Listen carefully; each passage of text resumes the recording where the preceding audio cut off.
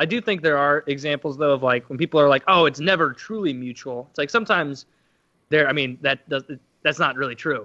Like sometimes the relationship isn't where, there's a big thing where it boils over. It's just like you grow apart to the point that it just kind of needs one person to initiate and kind of be like, this, I think we both kind of know where this is at right now, and that we're not making the other person happy as much as, like it almost is like, we're kind of wasting each other's time right now in a way. Yeah. Like if we both kind of in our heart of hearts know that this isn't going to work out. That's why Taylor likes them young. That way he knows they've got plenty of time to waste. Yep.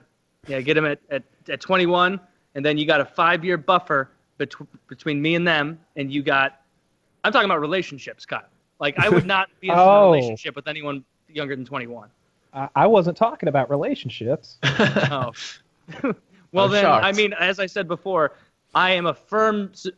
I listen to Kyle's sermons the same way a lot of people listen to like Joel Osteen. I was like, I don't know about this 18-year-old thing, and Kyle was like, well, you haven't truly considered.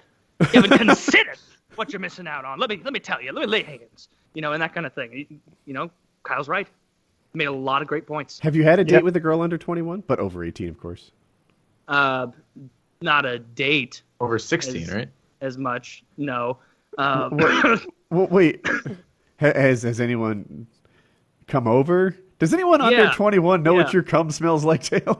Oh, Jesus Christ. Wing's making a special guest appearance. Yes. You can strap a GoPro on for a young lady. For a young girl. Yeah, but 21 I think was like, here, Filthy, tell me if you think you agree with this. Like, I don't know where I'm at if I ever want to have kids.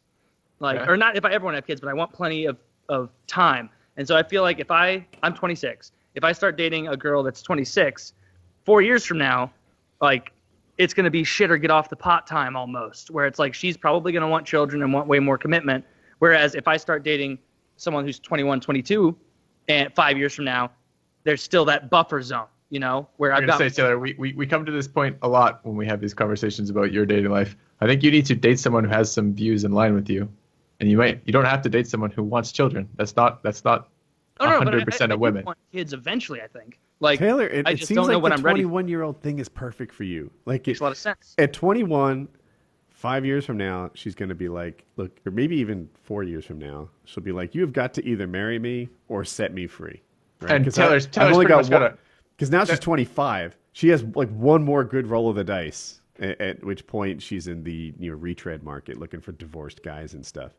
So and that watch you guys were hyping earlier for your ad roll. Uh-huh. Yeah, does that have like a 4-year timer that like built in? You could just start a biological clock someone on it for girls. Yeah, it's just like you start dating the girl, you're like click, start that, and like 3 years later you're done because your watch goes off. Like you still roll. That would be like what I don't want is to get to be like 31, I guess 5 years from now, and feel like I wasted a bunch of time, Like Kyle is in a different boat because Kyle knows 100% you never want children and you never want to get married. Your mind is made up. Like I probably will at some point want to get married and have kids. And if I'm like 31, 32 and I feel like I haven't made any inroads, like I can understand like a little feeling of panic. Like shit, like you're 32 now or whatever. Like did my retirement argument sink in with you at all? Like how many kids do you want? Is it 2? Yeah, the 29-year thing you said. I think it was 31 with 2 kids. I'd have to do it again, but yeah, something like that. It's like from the moment you meet to the moment you can retire is like 31 years with 2 kids. That's when they'll get out of school. That seems so long, but you're gonna be half to working until you're 63 or something. Like that's a ways. I admit that argument you made. I did think about it some because it's like I'd never considered the opposite of like trying to get it done early, where like I have friends now who already have kids. One of my a friend of mine when I was 19 got married when he was 19, had 2 kids by the time he was like 22 or 23, which like that scared me in the other direction where I was like, holy shit, like you've basically decided childhood's over. I don't need to experience my 20s, like kind of sowing my oats or whatever. Like, you've made a decision. Like, you got fucking kids now. Like, life will never be the same. But your argument, like, I was thinking about it, like, in relation to that. I'm like, oh, but by fucking 40, he's home free. Like, they're out of the house unless he has another kid or something. Mm-hmm. So that does make sense. Yeah, so there's a happy medium in there somewhere. There is somewhere. You got to find it. I think better parents are a little older too. And it's hard to say whether you're a better parent because you're older or whether you're a better parent because you've been a parent, and you just be good at it next time around. But Chich just asked a good question. What's more important, enjoying your 20s and 30s or your 50s to 70s?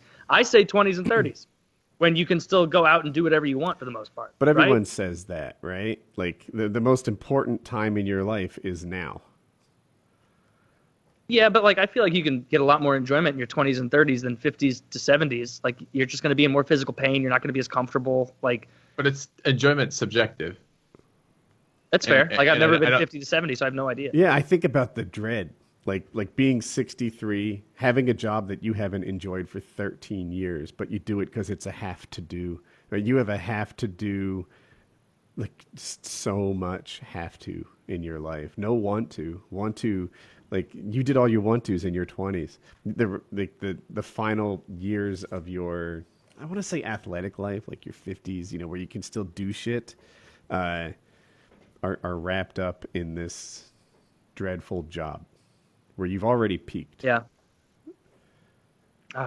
No children. Seems like there's a lot of negatives to all of these life decisions. There's no negatives to getting yourself some fur babies and a couple of concubines. All right, just stay with the church. Okay, just keep pay. Kyle, I'm not thinking about leaving the church. the fact that you would imply that and question my faith, like, we've had enough prayer meetings to know. It's my job as Pope of the Church of Kyle to Kyle's church of 18 and up makes a lot of good points and a lot of compelling arguments, and he's a great speaker. Hey, I don't forget about our missionary trips down to Guatemala later this year. where the rule is apparently puberty. Yeah, we don't out there in the ether. We're not going to be building any schools, but we will be visiting a few.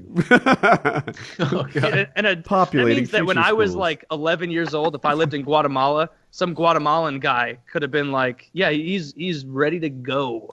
This 11-year-old, look at that. There's grass on the field or whatever. Like let's do it. Meanwhile, 15-year-old Woody is strictly off limits.